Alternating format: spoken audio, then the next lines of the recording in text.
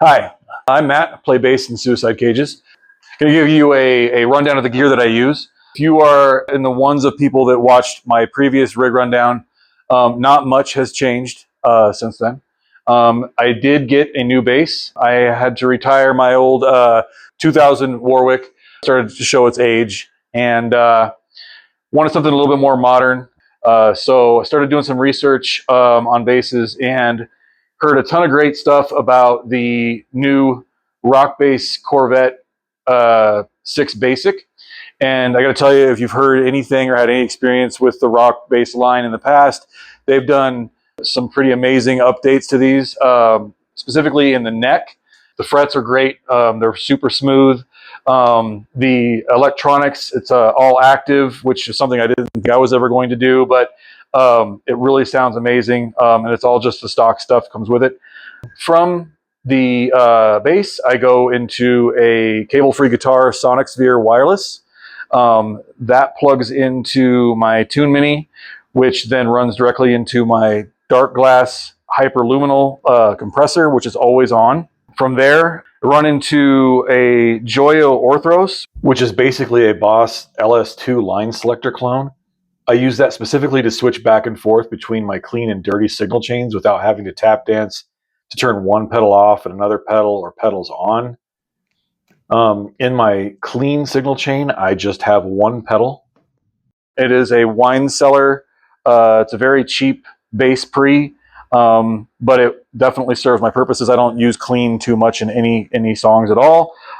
So it's good to just have it though. And then in my dirty signal chain, I have a Demon Effects D7K, which is a Dark Glass B7K clone, and a Dark Glass Alpha Omega. The Dark Glass Alpha Omega used to be my main distortion pedal, and I really wanted to try a B7K.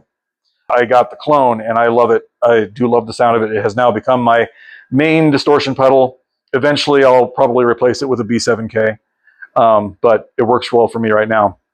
I only stack the Alpha Omega occasionally when I need a little bit more push in the dirty channel. From there, we go into another pedal that I wasn't sure I was ever going to need, which is the Dark Glass NSG. It's just a noise gate. I figured they probably know better how to silence their pedals than anybody, so I got that pedal.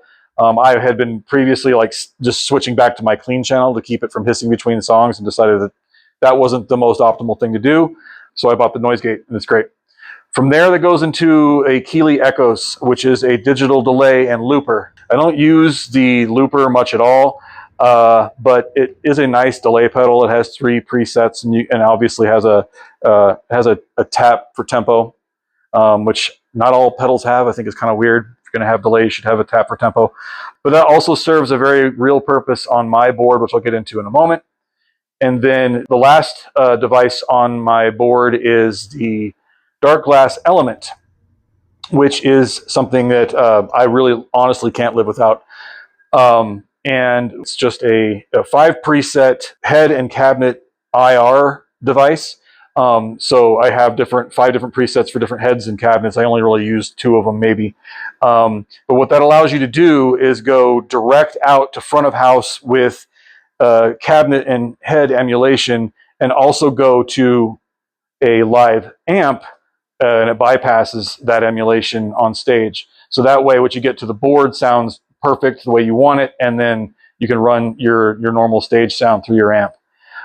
So I run out of that into one head, and then out of the Echoes, I actually run that in stereo now. And basically out of the stereo, or the right out, it adds a little bit of modulation so that it actually gives you a stereo effect. And also gets rid of phasing issues and things like that. So that's pretty much it for the board. For the amps, if you know anything about Suicide Cages, I've seen Suicide Cages play live, you know that Mike plays stereo through his Mesa rectifiers.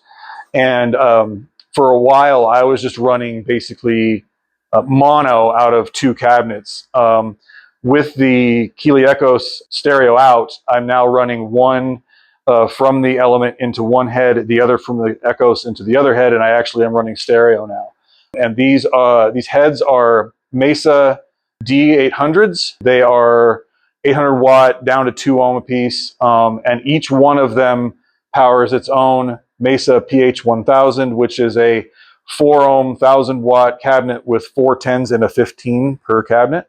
And yeah, that's pretty much it for my rig. If you have any questions or comments, please leave them here. Otherwise, come out and see us at a show and I'll talk to you about gear there. Thanks.